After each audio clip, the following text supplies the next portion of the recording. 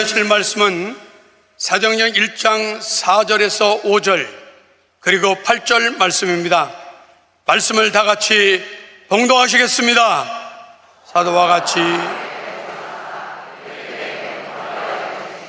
예루살렘을 떠나지 말고 내게 들은 바 아버지께서 약속하신 걸 기다리라. 요한은 물로 침례를 베풀었으나 너는 몇 날이 못되어 성령으로 침례를 받으라 하셨느니라. 오직 성령이 너에게 임하시면 너희가 권능을 받고 예루살렘과 온 유대와 사마리아 땅 끝까지 이르러 내 증인이 되리라 하시니라. 아멘. 모든 영광을 우리 하나님께 올려드립니다.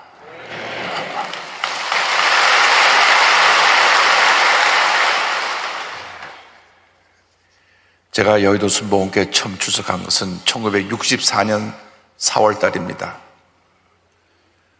조영규 목사님께서 29살 결혼하지 않으신 총각 목사님으로서 말씀을 선포하시는데, 그때는 예배 매 시간이 성령의 용광로였습니다. 말씀을 전하시면 불이 떨어졌습니다. 귀신이 쫓겨나갔습니다. 병이 고침받았습니다. 문제가 해결되었습니다. 가난과 저주가 떠나가고 부유와 축복이 다가왔습니다. 그것이 조영규 목사님께서 한평생 외치셨던 삼중축복 오중복음의 메시지입니다. 그것을 삶에 적용한 것이 사천의 영성입니다. 그렇게 해서 여도순복음교회 오늘이 있게 된 것입니다. 제가 오늘 영상을 처음 봤는데 조영규 목사님이 이루신 것에 대해서 너무나 많은 부분이 생략되는 것은 안타까운 마음이 있어서 제가 먼저 우리 목사님이 하신 그 위대한 일들을 설명을 하고 말씀을 나누기 원해서 말씀드렸습니다. 하나님께서 이 교회를 택하셔서 그 일을 이루신 것이고, 그 일의 시작과 오늘까지 모든 걸 이루신 분이 설립자 조영규 목사님이십니다. 오늘 찬양대에서 엘리야의 하나님을 찬양했는데 1978년도 조영규 목사님 부산 광안교회 가셔서 설교를 하셨습니다. 근데 설교를 할 때 그 교회 지휘자가 그 교회 장로님이셨던 김보훈 장로님이신데, 이 엘리야의 하나님을 찬양할 때 막 불이 떨어지는 것 같았어요. 그 조 목사님이 악보 좀 내게 주세요. 그래가지고 악보를 갖고 오셔가지고 제가 영산출판사 편집부장으로 있는데 그 악보를 출판하도록 했습니다. 그래서 제가 그때 사장님이신 김성애 사모님의 말씀을 듣고 책을 내서 악보가 나왔는데, 오늘 그 찬양이 또 불려지게 돼서 참 큰 은혜가 있었습니다. 할렐루야.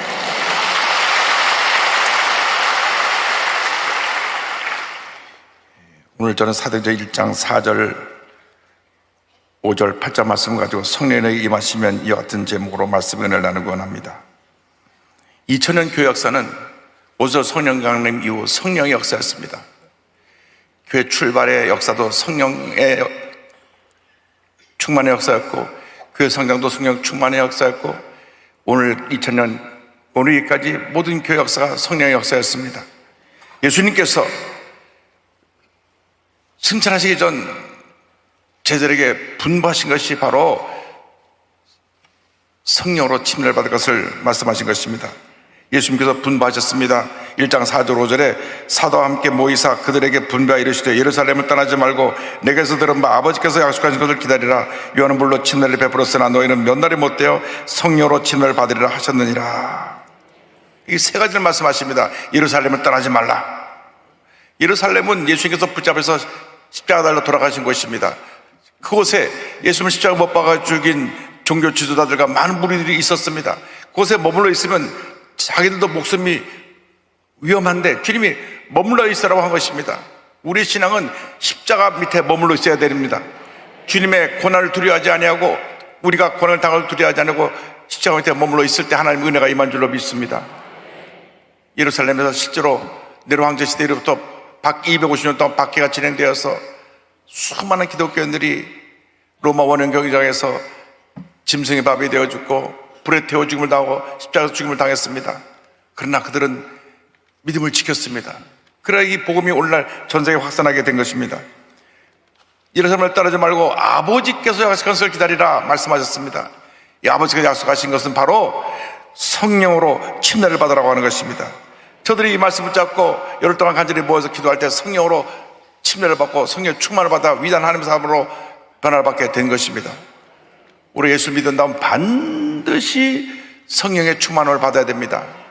성령 충만이 우리의 삶을 변화시킵니다. 위대한 하나님의 자녀로 주님 우리를 변화시키는 것입니다. 감리교 창시자 요한 웨슬레는 원래 성공의 목사입니다.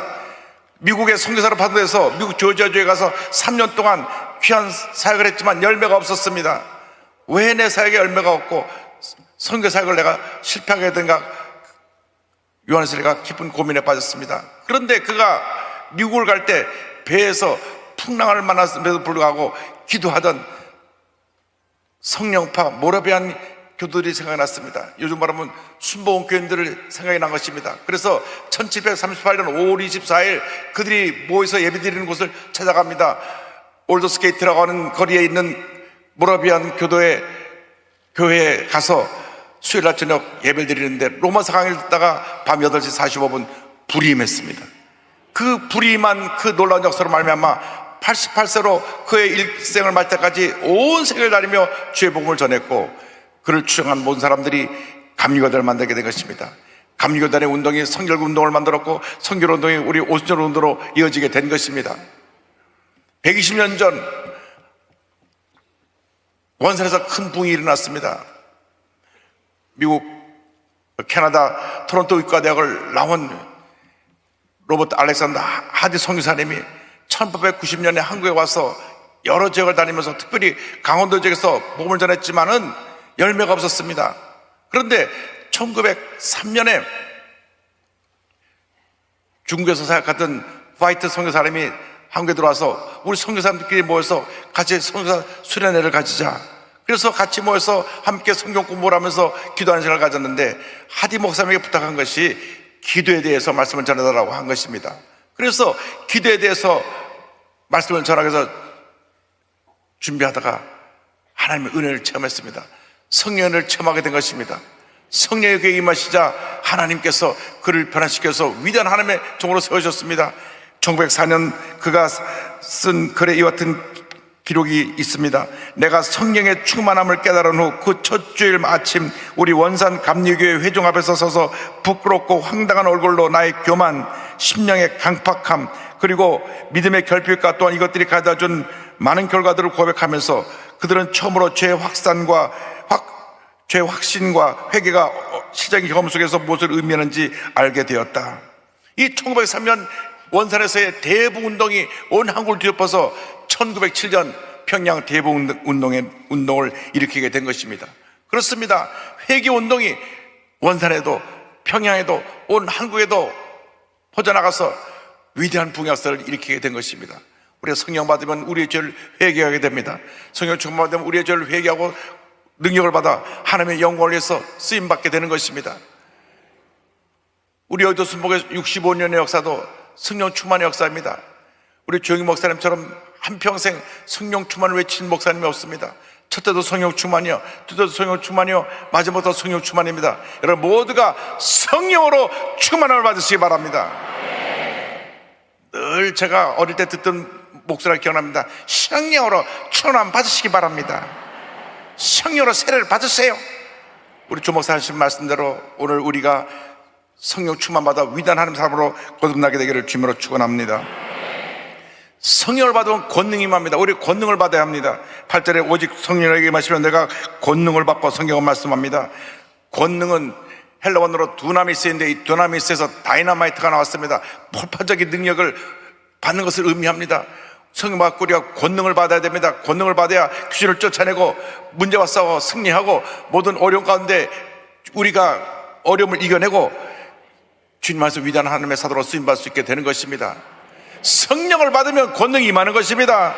우리의 힘으로는 연약합니다. 부족합니다.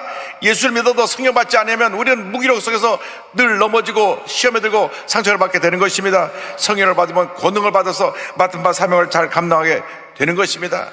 예수님께서 공생을 시작하실 때 성령이 맺습니다. 그리고 성령의 권능으로 한평생 그 사역을 감당하셨습니다. 마태복음 3장 10절입니다. 예수께서 침례를 받으시고 그 물에서 올라오실 때 하늘이 열리고 하나님의 성령이 비둘기같이 내려 자기 위에 임하심을 보더니 누가복음 4장 1절에 예수께서 성령의 충만함을 입어 요단강에서 돌아와서 강에서 40일 동안 성령에 이끌리시며 성경은 말씀합니다. 성령님과 함께한 예수님의 일생은 권능의 일생이었습니다. 귀신이 쫓겨나가고 병이 고침받고 문제가 해결되고 죽은 자가 살아나고 오병이어의 기적으로 남자만 5,000명 먹고 12바구니가 남는 그 기적을 행하셨던 것입니다.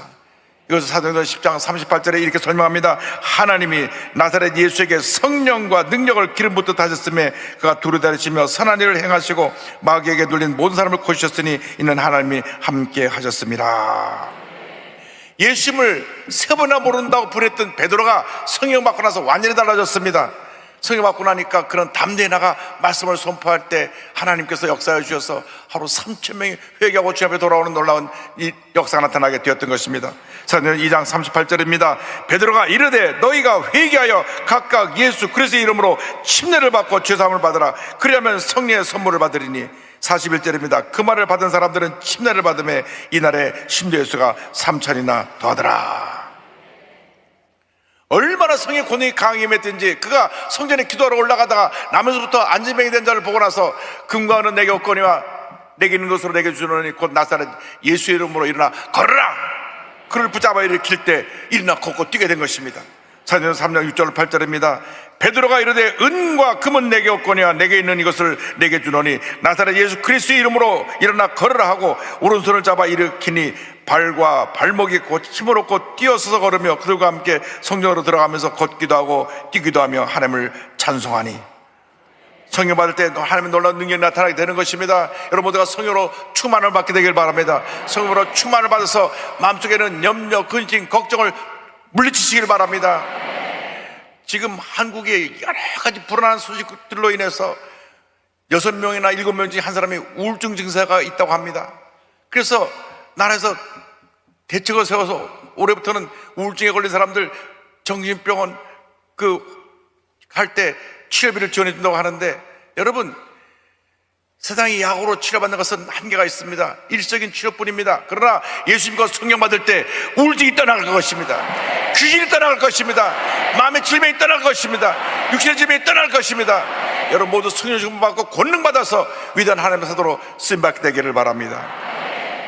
성령 충만 받고 권능을 받으면 우리는 복음의 증인으로 변화가 되는 것입니다. 1장 8절은 말씀합니다. 예루살렘과 온 유대와 사마리아 땅까지 이르러 내 증인이 되리라 하시니라. 증인이라는 말이 헬라어로 말투스입니다. 이 말투스란 말에서 순교자라고 하는 말이 나왔습니다. 목숨 걸고 주의 복음을 전하는 복음의 증인으로 변화되는 것입니다. 성령 받고 나면 우리는 복음을 전하는 복음의 증인이 됩니다. 사도행전 4장 33절에 사도들이 큰 권능으로 주 예수의 부활을 증언하니 무리가 큰 은혜를 받아 사도행전 5장 42절에 그들이 날마다 성전에 있든지 집에 있든지 예수는 그리스도라고 가르치기와 전도하기를 그치지 아니하니라. 성령 받은 열매가 복음의 증인이 되는 것입니다. 저는 저희 어머님이 어떻게 변화되는지를 잘 압니다. 저희 어머님이 원래 장로교 목사님 따님이십니다. 황해도 장현에서 저희 외할아버님이 평양신학교 8회 졸업생이신데 김종사 목사님이 자전거를 타고 다니시면서 7개 교회를 돌보셨다고 그럽니다. 우리 어머니는 늘 자전거 뒤에 타고 다니면서 우리 외할아버님 예배드리고 신방드리는 데 가서 그 예배를 함께 참여했다고 하는데 목사님 따님인 우리 어머님께서 얼마나 많은 말씀을 들으셨겠습니까? 그리고 월남에서 추영교를 다니고 계셨는데 우리 조목사님 설교를 듣고 우리 할아버님이 온 가족을 수목교를 인다고 난 다음 수목교에 가서 불을 받으셨습니다. 마른 장작에 불이 붙으니까 얼마나 불이 잘 탑니까? 눈만 뜨면 나가서 복음을 전하신다고 정신이 없습니다. 새벽에 어머니 기도 소리로 내가 잠을 깨는데 그 다음 학교 갔다 오면 어머니가 안 보이십니다. 아니, 내가 고3이 됐는데 밥도 안 차려주고 어디 가셨나? 제가 처음으로 고3 때 한번 불평을 했습니다. 어머니, 산에 산삼 있고 바다에 해삼 있고 집에 고3이 있다는데 아들 좀 봐주세요. 아들 좀 봐주세요. 그러니까 어머니 하신 말씀이, 내가 너희서 기도 많이 한다. 하나님이 다 책임져 줄 테니까 너는 걱정하지 말고 열심히 공부해라. 하나님이 봐주시는 건 하나님 봐주시는 거지만 엄마가 나를 생각을 더 해셔야죠. 그러니까 내가 기도 많이 한단다. 늘 기도 많이 한다고 하신 어머님이 내 마음속에 늘 기억이 됩니다. 여러분, 자녀에게 물려줄 것은 기도의 유산밖에 없습니다. 어머님의 기도가 자녀의 운명을 바꿔놓는 것입니다. 기도하고 또 기도하고 또 기도하면 위대한 역사가 나타나는 것입니다. 어머니의 기도로 제가 오늘 여기 이렇게 서 있게 된 것입니다. 모든 것이 주님의 은혜입니다. 할렐루야.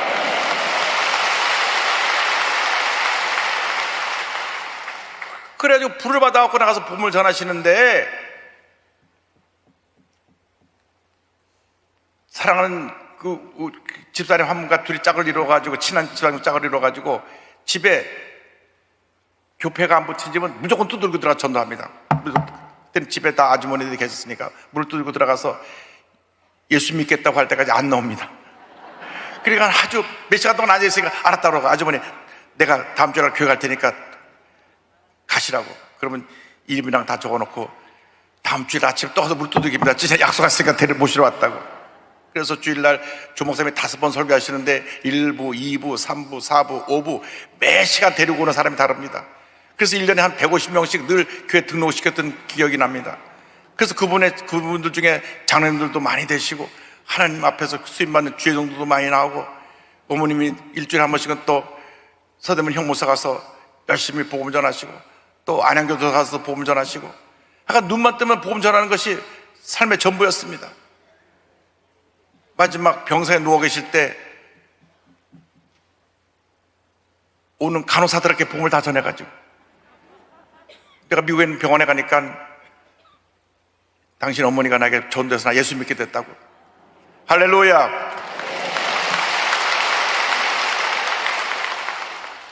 막 극성하실 정도로 복음을 전하셨어요. 비행기에서 스튜어디스에게 복음을 전해가지고, 스튜어디스가 지금 그 심부름 해야 되는데 복음을 전하니까 알았다고. 그래서 나중에 복도에서, 비행기 복도에서 무릎 꿇고 기도받기도 하고, 하여간 택시 타면 내릴 때까지 전도하시고, 버스 타면 버스 기사에게 전도하시고. 여러분, 복음의 열정을 가지시길 바랍니다. 성령이 임하면 권능을 받고 복음의 증인이 되는 것입니다.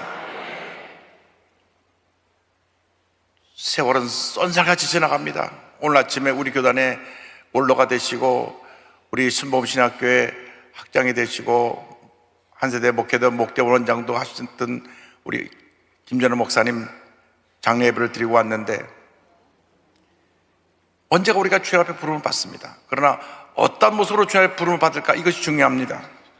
우리나라에 마지막까지 복음을 전하다 정국하신 순교자 주기철 목사님, 1938년부터 1944년까지 5번이나 감옥에 갇혀서, 감옥에 들어가 있는 5년 4개월입니다. 얼마나 일자가 심하게 고문을 했는지, 신사 참배하라고 예수님을 포기하라고 해도 절대로 굽이지 않으니까 아들과 부인을 앞에 앉혀놓고 몽둥이로 사정을 때렸습니다.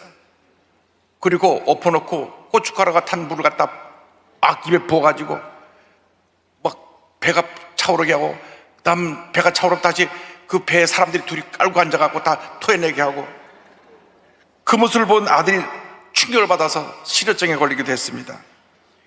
그러한 고문에도 끝까지 굽히지 아니하고 복음을 전하다가 1944년 4월 21일 밤 9시에 순교하셨습니다. 목사님께서 마지막 설교를 1939년 2월 5일 산정인교에서 하셨는데, 그 설교에 이와 같은 내용이 있습니다. 주님을 위하여 오는 고난을 내가 이제 피하였다가 이 다음에 내 무슨 맛으로 주님을 대하오리까? 처음에는 우리가 십자가를 지지만 나중에는 주님의 십자가가 우리를 지어줍니다. 십자가 내 죄의 십자가만 바라보고 나아갑시다. 할렐루야. 여러분 모두가 이 같은 복음의 증인들이 되기를 바랍니다. 성령 충만하고 권능 받아서 주님이 오시는 그날까지 목숨 바쳐 주의 복음을 전하다가 주님께서 오라 부르실 때 기쁨으로 주님을 맞이하는 여러분 모두가 되시기를 주님의 이름으로 축원합니다. 축원합니다. 축원합니다. 가슴에 손 얹고 앞에 달에 손 얹고 기도합니다.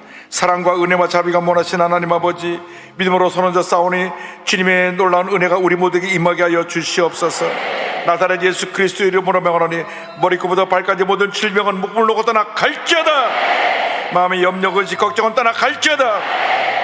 마음의 불안과 마음의 상처와 마음의 고통과 괴로움은 이 시간 목숨을 놓고 떠나 갈지어다. 심한 두통과 불면증과 우울증과 노래제와 각종 정신질환을 목숨을 놓고 떠나 갈지어다. 눈과 코와 입과 귀와 목의 질병은 떠나 갈지어다. 어깨, 척추, 허리, 관절의 병이 물러갈지어다. 심장병, 위장병이 떠나갈지어다. 고혈압, 당뇨가 물러갈지어다. 악성 종양과 암은 떠나갈지어다.